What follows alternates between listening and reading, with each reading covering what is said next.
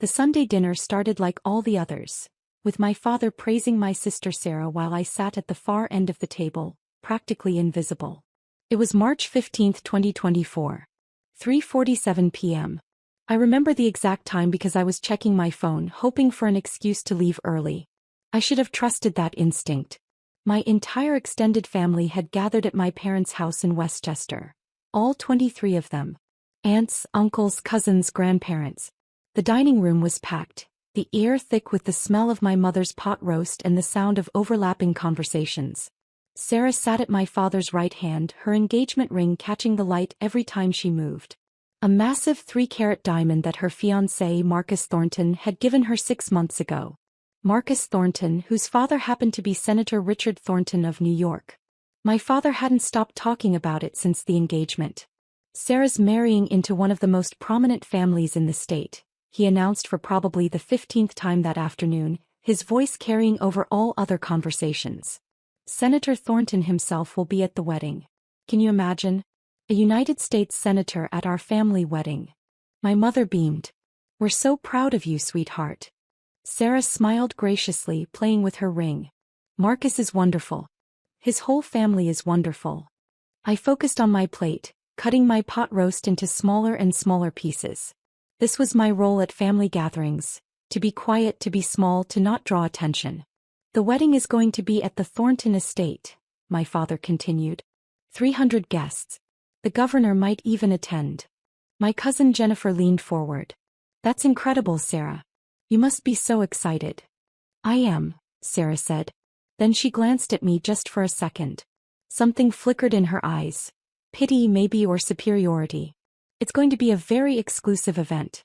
Only certain people are invited. My Aunt Linda laughed. Well, of course. You can't invite everyone to a senator's estate. That's when my father set down his fork. The sound of metal hitting china made several people look up. Actually, he said, his voice taking on that serious tone I'd learned to dread, we need to discuss something. The room went quiet. 23 pairs of eyes turned toward the head of the table. My father looked directly at me. Emily, this wedding is extremely important. The Thorntons are, well, they're not like us. They're sophisticated, influential, people who matter. My stomach tightened. I knew where this was going. What your father is trying to say, my mother interjected, her voice gentle but firm, is that we need to make the right impression. Sarah's future depends on it. And frankly, my father said, leaning back in his chair, you would be out of place. The words hung in the air. No one spoke. No one moved. I felt my face flush hot. I'm sorry. You're still renting that tiny apartment in Queens, my father said, his tone matter-of-fact as if he were discussing the weather. You drive a 10-year-old Honda. You work at, what is it you do again? Some hospital job. I'm a doctor, I said quietly.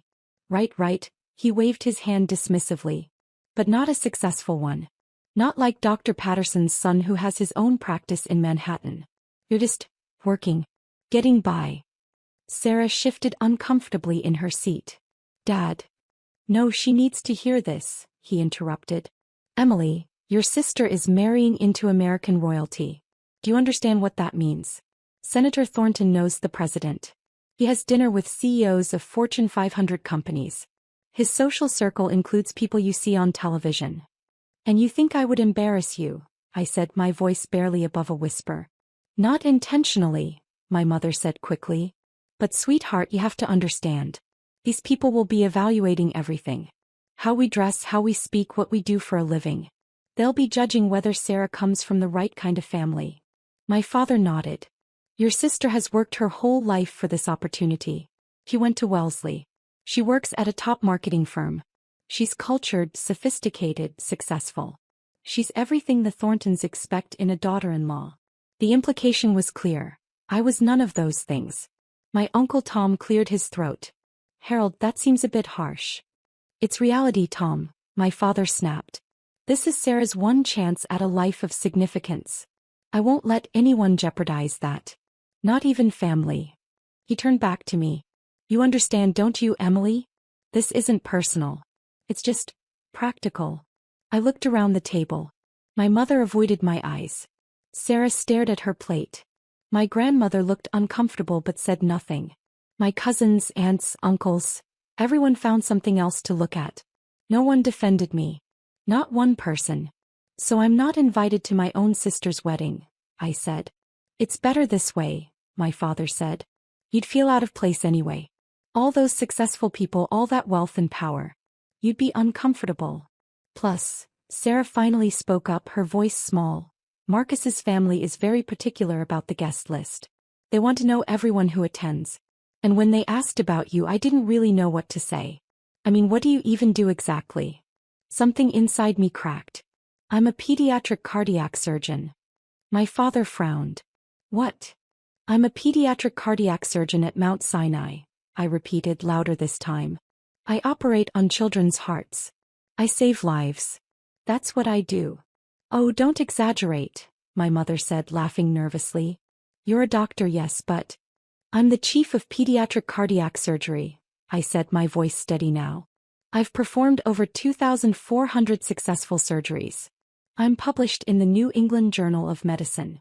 I lecture at Columbia. I make $847,000 a year. The room was dead silent.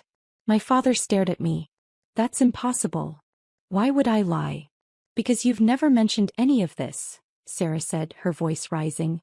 You always say you work at a hospital when we ask. You never said you were some big important surgeon. You never asked, I said simply. You asked what I did and I told you I worked at a hospital. Which is true. You assumed the rest. My father's face was turning red. If you're so successful, why do you live in a tiny apartment? Why do you drive that old car? Because I don't care about impressing people, I said. I live in Queens because it's close to the hospital. I drive an old car because it gets me where I need to go. I spend my money on things that matter. I donate to children's charities, I fund medical research, I pay off my students' loans. I don't believe you, my father said flatly. I reached for my phone, pulled up my hospital ID and slid it across the table. Dr. Emily Chin, Chief of Pediatric Cardiac Surgery. He stared at it. My mother leaned over to look. Sarah grabbed it from his hands, her face going pale. This doesn't change anything, my father said, pushing the phone back toward me. Even if this is true, you've spent years making us think you were nobody. You let us believe you were a failure. What kind of person does that? The kind who wanted to see if her family loved her for who she was, not what she accomplished, I said. That's manipulative, Sarah hissed. No, I said, standing up. What's manipulative is uninviting your sister from your wedding because she doesn't fit your new image. I looked around the table one more time. 23 faces staring back at me. Some shocked, some confused, some angry. Not one looked apologetic. Enjoy the wedding, I said. I hope it's everything you wanted. I walked out of that house at 4:23 p.m. I got in my old Honda and drove back to my apartment in Queens. I didn't cry. I didn't scream. I just felt empty. My phone started ringing almost immediately. Then my mother. Then my father. I declined every call. At 11:47 p.m. Sarah sent a text. You're being dramatic. We can talk about this like adults. I blocked her number. The next morning my mother showed up at my apartment. I didn't let her in. Emily, please, she said through the door. Your father didn't mean it the way it sounded. How did he mean it? Silence. That's what I thought, I said. She left. For the next 3 months my family tried various approaches. My father sent an email explaining that he was looking out for Sarah's best interests. My mother left voicemails saying I was breaking her heart. Sarah sent a long text about how I was ruining the happiest time of her life. I deleted everything. At work I threw myself into my cases. There's something clarifying about operating on a 3-year-old's heart. It puts family drama into perspective. Every successful surgery, every child who got to go home healthy, reminded me what actually mattered. My colleagues knew something was wrong, but I didn't elaborate. Dr. Patricia Williams, my mentor and the former chief before me, cornered me one day in the surgeon's lounge. You're working too much, she said. I'm fine. Emily. She sat down across from me. I've known you for 12 years. You're not fine. I told her everything. She listened without interrupting, her face growing more serious with each detail. When I finished, she was quiet for a long moment. I'm sorry, she finally said. That's unconscionable. It is what it is. No, she said firmly. It's not. Your family doesn't deserve you, Emily. You're one of the finest surgeons I've ever worked with. You've saved more children than most doctors will in their entire careers. You're brilliant, compassionate, dedicated. If they can't see that, they're blind. They see what they want to see. Then let them see the truth. She paused. Sarah's wedding is in 2 weeks, right? I'm not going. I'm not suggesting you should. Dr. Williams smiled slightly. But you know how small the medical community is in New York. Word gets around. If someone were to mention your work to the right people. I shook my head. I'm not trying to embarrass them. I'm not talking about embarrassment, she said. I'm talking about truth. You've hidden your light for too long, Emily. Maybe it's time to let it shine. I didn't respond, but her words stayed with me. The wedding was scheduled for Saturday, June 8th, at the Thornton family estate in Greenwich, Connecticut. I knew because my mother had sent me 17 emails about it before I blocked her address too. I worked a double shift that day, performing 2 complex surgeries. A 4-year-old with a ventricular septal defect and a 7-year-old with tetralogy of Fallot. Both successful. Both children stable and recovering. I got home at 8:30 p.m., exhausted but satisfied. I ordered takeout, changed into comfortable clothes and settled in to watch a documentary. My phone rang at 9:15 p.m. Unknown number. I almost didn't answer. Hello. Dr. Chin. A woman's voice, professional and crisp. Yes. This is Catherine Thornton. I'm Senator Thornton's wife and Marcus's mother. I sat up straight. Mrs. Thornton. How did you get this number? Your hospital gave me your service and they patched me through. I apologize for calling so late, but this is urgent. She paused. Dr. Chin, I need your help. Is someone hurt? My grandson, my son Jonathan's boy, Charlie. He's 3 years old. He collapsed this afternoon during the rehearsal dinner. We rushed him to Greenwich Hospital. They stabilized him, but the doctors here say he needs immediate surgery. A complex congenital heart defect they didn't catch earlier. My mind shifted immediately into doctor mode. What's his diagnosis? Transposition of the great arteries with a ventricular septal defect. The cardiologist here says it's complicated by, she paused, clearly reading from notes, abnormal coronary artery anatomy. Dr. Chin, they said he needs the best pediatric cardiac surgeon in the tri-state area. When I called Mount Sinai, they said that's you. Where is he now? Still at Greenwich Hospital. But we can have him transported to Mount Sinai within the hour if you can operate. Dr. Chin, please. He's my grandson. He's 3 years old. The doctors here don't think they can handle this surgery. I closed my eyes. A 3-year-old with TGA and VSD with coronary complications. It was exactly the kind of case I specialized in. Complex, high risk, requiring extreme precision. I'll meet you at Mount Sinai, I said. Have them transport him immediately. Tell them to call ahead and ask for my team. I'll be there in 45 minutes. Thank you, she breathed. Thank you so much, Dr. Chin. I hung up and immediately called my surgical team. Then I threw on clothes, grabbed my keys and raced to the hospital. Charlie Thornton arrived at Mount Sinai at 10:38 p.m. I was already scrubbed and reviewing his scans. The coronary anatomy was worse than I'd thought. Both arteries originated from the wrong sinus, which would make the arterial switch operation significantly more complicated. But it was doable. Difficult but doable. Catherine Thornton met me outside the surgical prep area. She was an elegant woman in her 60s, wearing what was clearly an expensive dress from the rehearsal dinner. Her makeup was smudged from crying. Dr. Chin, I can't thank you enough. She stopped mid-sentence, staring at me. I'm sorry, you look familiar. Have we met? I don't think so, I said. She shook her head. I could have sworn. Well, never mind. Please tell me about my grandson. I explained the surgery, the risks, the expected recovery. She listened intently, asking intelligent questions. This was a woman used to making important decisions. How long will it take? She asked. 4 to 6 hours. It's delicate work. But you can do it. It wasn't a question. But I answered anyway. I've done this operation 127 times. I haven't lost a patient yet. He squeezed my hand. Then I trust you completely. The surgery began at 11:42 p.m. My team was phenomenal. Dr. Ranjit Patel on anesthesia, Dr. Amanda Foster assisting, Nurse Margaret O'Brien running the OR like a well-oiled machine. The arterial switch went smoothly despite the unusual coronary anatomy. I carefully detached the great arteries, switched them and reconnected them to their proper ventricles. Then I repaired the VSD and reimplanted the coronary arteries in their correct positions. Every stitch had to be perfect. One mistake and this child could die on my table. At 4:17 a.m., I placed the final suture. Closing, I announced. By 5:30 a.m., Charlie was stable and being moved to pediatric cardiac ICU. I found Catherine Thornton in the waiting room, along with Senator Thornton himself and their son Jonathan, Charlie's father. All three looked exhausted and terrified. "He's going to be fine," I said immediately. Catherine burst into tears. Jonathan grabbed his father's shoulder, his own eyes filling. Senator Thornton, a man I'd seen on television countless times, always poised and commanding, looked like he might collapse from relief. "The surgery was successful," I continued. "His heart is functioning normally. Barring any complications, he should make a full recovery." "Can we see him?" Catherine asked. "Soon.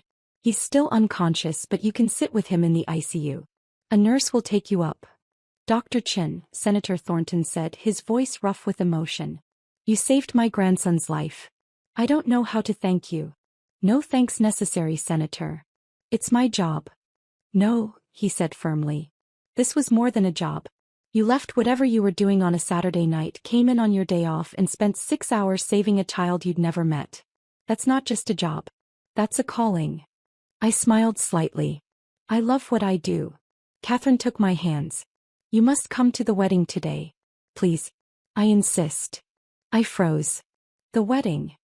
My son Marcus is getting married this afternoon at our estate," she said. "It's the least we can do after what you've done for us. Please say you'll come. I'd be honored to have you there." "I really don't think." "Please," Senator Thornton added. "It would mean a great deal to us." I thought about saying no. I thought about going home, getting some sleep, forgetting any of this had happened. But something in me, something tired of hiding, tired of being invisible, tired of being called worthless, said yes. "What time?" I asked. "The ceremony is at 4 o'clock. But there's a rehearsal dinner at noon that we had to postpone because of Charlie. We're doing it this morning instead, a brunch at 10 o'clock. You're welcome to both, of course." "I'll try to make it," I said. I went home, showered and changed into the one nice dress I owned, a simple navy sheath I'd bought for medical conferences.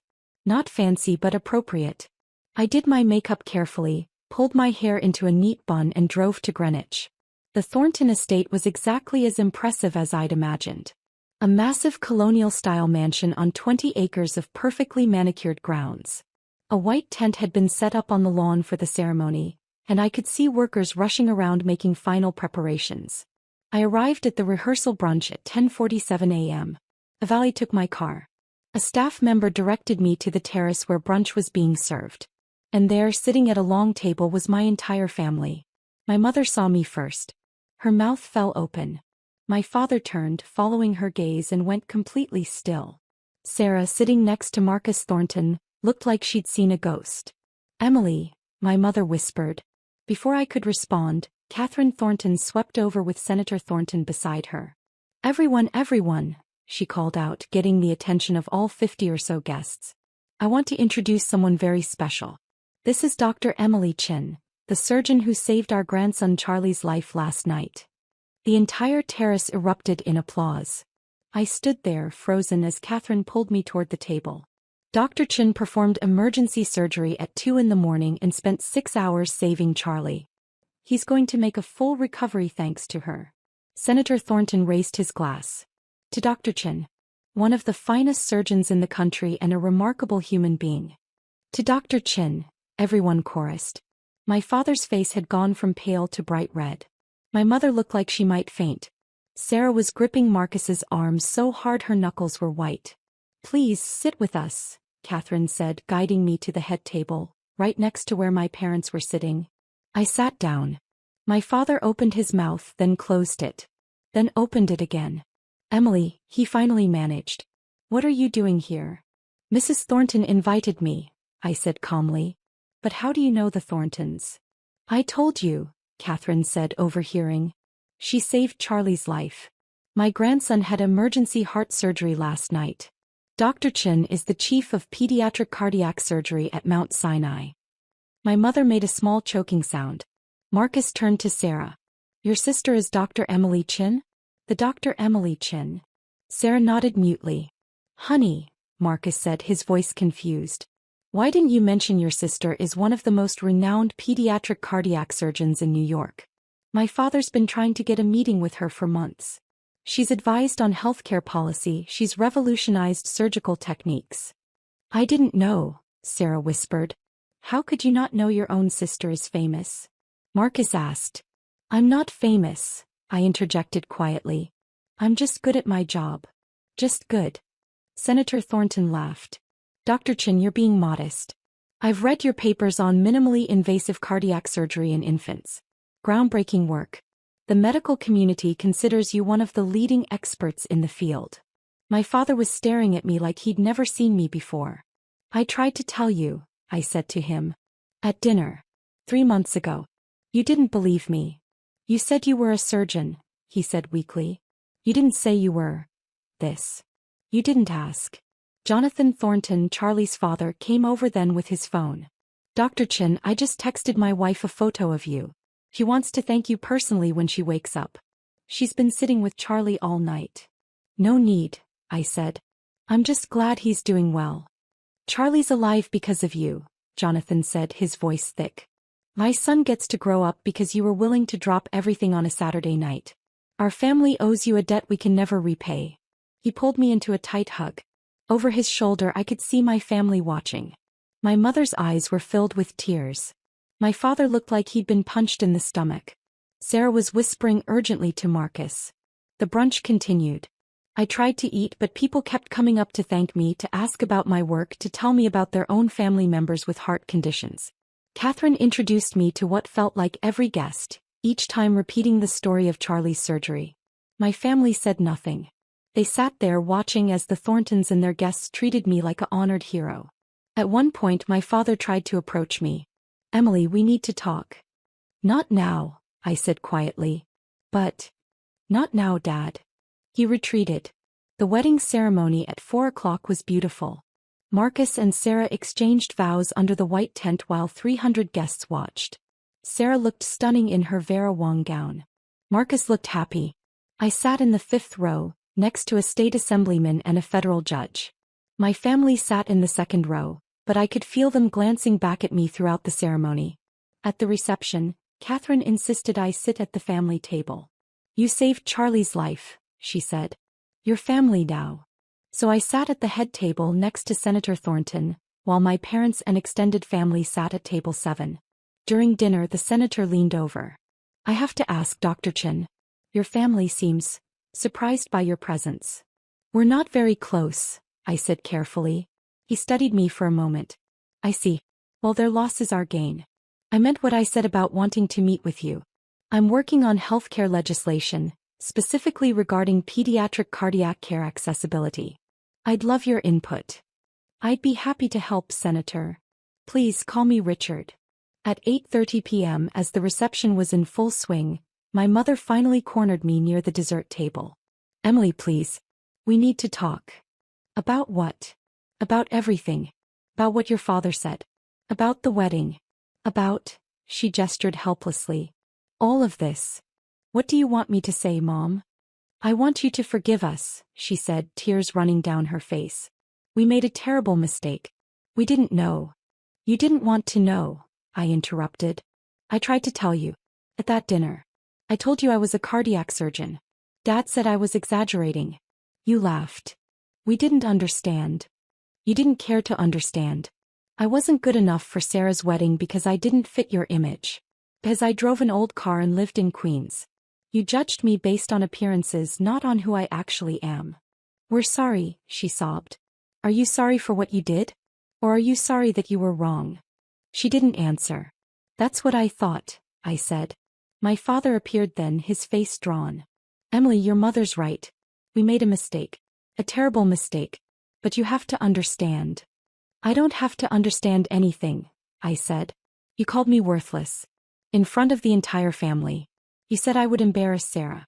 You uninvited me from my own sister's wedding because you were ashamed of me.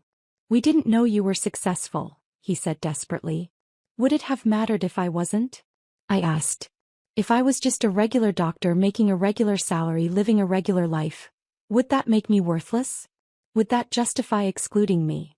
He opened his mouth but no words came out. You taught me that my value as a person depends on what I achieve, how much money I make, who I know. You taught me that love is conditional. That family is conditional. I paused. Well, congratulations. I learned the lesson. Emily, please. I need to go, I said. I have a patient to check on. I walked away from them through the reception, past the dancing guests and the elaborate flower arrangements and the ice sculpture in the shape of two swans. I found Catherine and thanked her for her hospitality. I congratulated Marcus and Sarah, who barely managed to speak to me. And then I left. I drove back to Mount Sinai and checked on Charlie. He was awake, groggy but stable. His parents were there, exhausted but grateful. How are you feeling, buddy? I asked Charlie. He gave me a weak thumbs up. You're a tough kid, I said. You're going to be just fine. His mother, Amanda, took my hand. Thank you, Dr. Chen. Thank you for giving me back my son. You're welcome. That's the thing about my job. At the end of the day, I know I've made a difference. A real, tangible difference in the world. I save lives. I give parents their children back. I give children their futures back. My family could never understand that because they measure success in dollar signs and social status and appearances. They didn't see my value because I didn't advertise it. I didn't wear expensive clothes or drive a luxury car or name drop at parties. I just did my job. I saved lives. And that was enough for me. Over the next week, my phone wouldn't stop ringing. My father called 47 times. My mother called 53 times. Sarah called 31 times. Various aunts, uncles and cousins called another 60+ times combined. I didn't answer. They sent emails, text messages, even letters delivered to my apartment building. All saying the same thing: we're sorry. We made a mistake. Please forgive us. Please come back to the family. Some were genuine. My grandmother's letter was heartfelt and apologetic. Uncle Tom's email was thoughtful and acknowledged their failure. But most were about what I could do for them now. My cousin Jennifer wanted me to look at her daughter's medical records. Aunt Linda asked if I could get her husband into a clinical trial. My father sent an email about how having a famous surgeon in the family would be wonderful for their social standing. Even Sarah sent a long text about how Marcus's family kept asking about me and could I please attend some dinner parties with them. They still didn't get it. 3 weeks after the wedding, Catherine Thornton invited me to her home for lunch. Just the two of us. I wanted to apologize, she said over salmon and asparagus, for putting you in that position at the wedding. I didn't know about your family situation. You have nothing to apologize for, I said. You invited me because I helped Charlie. That's all. Still, she said. It was clearly uncomfortable for you. I saw your family's reaction. The shock on their faces. She paused. They didn't know, did they? About your career. They knew I was a doctor. They just assumed I wasn't successful. Why did you let them think that? I considered the question. Because I wanted to know if they'd love me anyway. If I was enough just being me without the title or the salary or the prestige. I smiled sadly. Turns out I wasn't. Catherine reached across the table and squeezed my hand. Their loss, Emily. Truly. We talked for 2 hours. About medicine, about family, about the pressures of expectations. Catherine was warm, intelligent, insightful. By the time I left, I felt like I'd made a real friend. That friendship grew over the following months. Catherine invited me to charity events, dinner parties, cultural outings. She introduced me to people who became genuine friends. People who valued me for who I was, not what I could do for them. Senator Thornton did invite me to consult on his healthcare legislation. I spent hours working with his policy team, providing medical expertise on pediatric cardiac care accessibility. The work was fulfilling and important. Charlie recovered beautifully. I saw him for follow-up appointments every few weeks, watching him grow stronger and healthier. His parents sent me photos of him running, playing, living the life he might not have had without that surgery. My family kept trying. 6 months after the wedding, my mother showed up at the hospital. Security called me.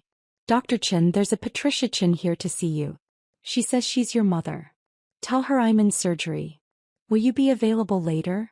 No. At Christmas they sent an enormous gift basket to my apartment. Expensive chocolates, wine, gourmet foods.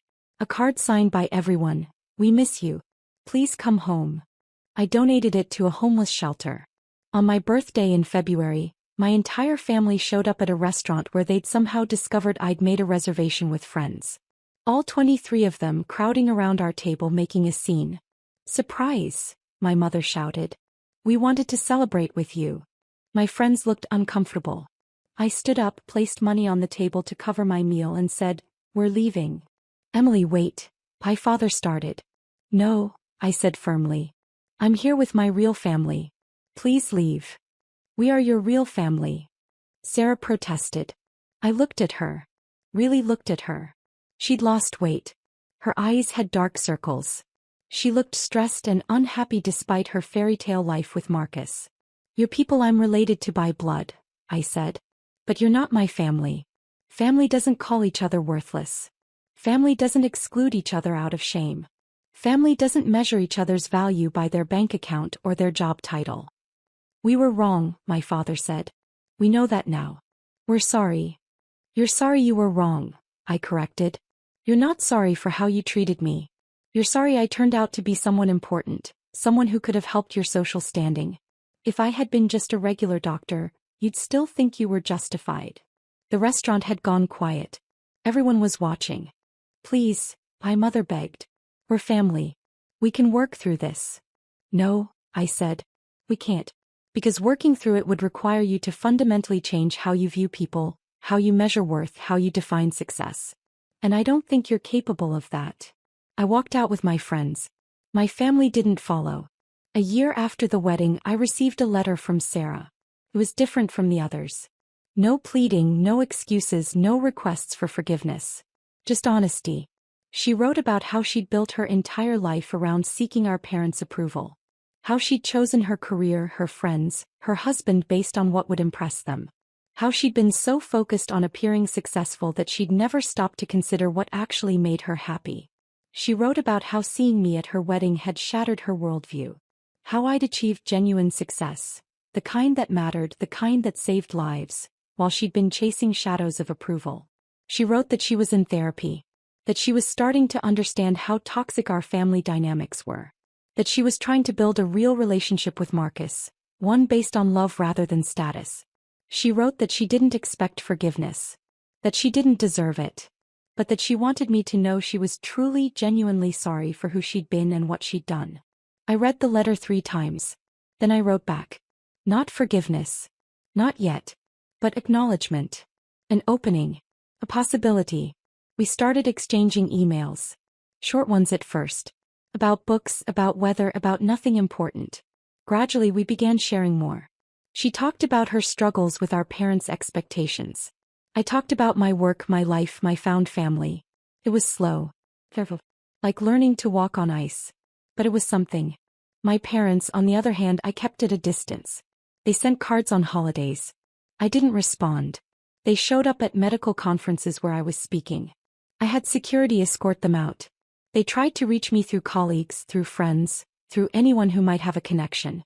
I remained firm. 2 years after that Sunday dinner, I received the Lifetime Achievement Award from the American Pediatric Cardiac Surgery Association.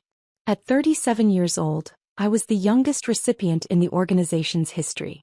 The ceremony was at the Waldorf Astoria in New York. Over 800 attendees. Surgeons, researchers, healthcare administrators from around the world. Catherine and Richard Thornton attended. Charlie, now 5 years old and thriving, presented me with the award. Amanda and Jonathan stood nearby, beaming. My acceptance speech was short. I thanked my mentors, my team, my patients and their families. I talked about the privilege of being entrusted with children's lives, the responsibility we carry as physicians, the importance of compassionate care. I didn't mention my family. I didn't need to. But they were there.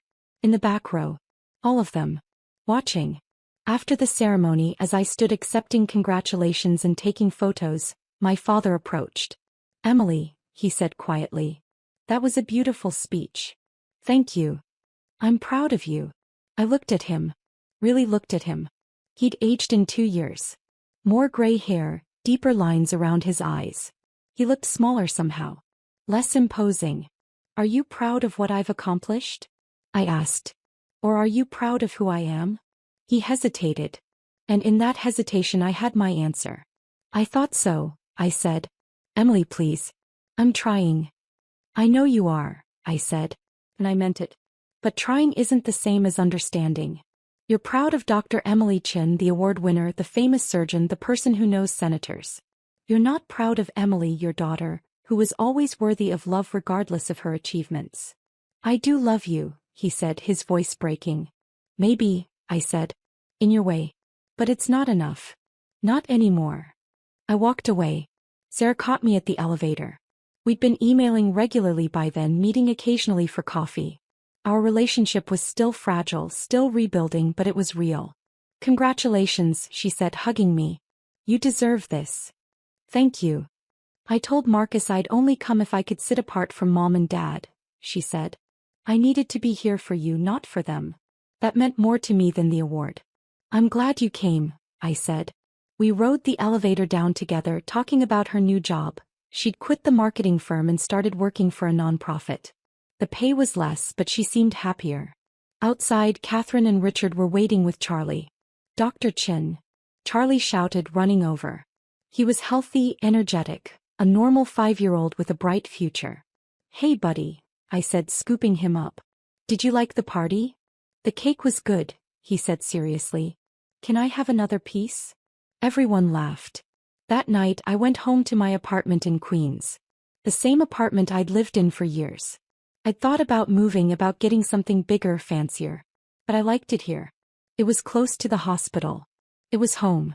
I changed into comfortable clothes, made tea, and sat by the window looking out at the city. My phone buzzed. A text from Dr. Williams. "Congratulations, Dr. Chin. Well deserved. See you Monday for that HLGS case. Cheese. Hypoplastic left heart syndrome. A complex 3-stage surgery performed over the course of years. The family had specifically requested me." I texted back, "Wouldn't miss it. That's the thing about my life now. It's full. Not with people who claim to love me because of what I've achieved, but with people who value me for who I am. My colleagues who respect my skill but also know I ugly cry at sad movies. My friends who call me at 2 a.m. when they need someone to talk to. My patients' families who trust me with their most precious treasures. Sarah's slowly becoming a real sister rather than a competitor. Catherine, who became the mother figure I'd always needed. Charlie, who reminded me why I do what I do. This is my family now. Family I chose. Family that chose me back. As for my parents, they still try. Cards on birthdays. Invitations to dinner. Requests to talk things through. I don't hate them. I don't even resent them anymore. I've simply accepted that they are who they are and I am who I am, and sometimes those two things don't align. Maybe someday we'll rebuild something. Maybe we won't. But I'm okay either way. Because I finally learned the lesson they tried to teach me, just not in the way they intended. My worth doesn't depend on their approval. It never did. I'm Dr. Emily Chin. I save children's lives. I advance medical science. I make a difference in the world. And that's enough. That's more than enough.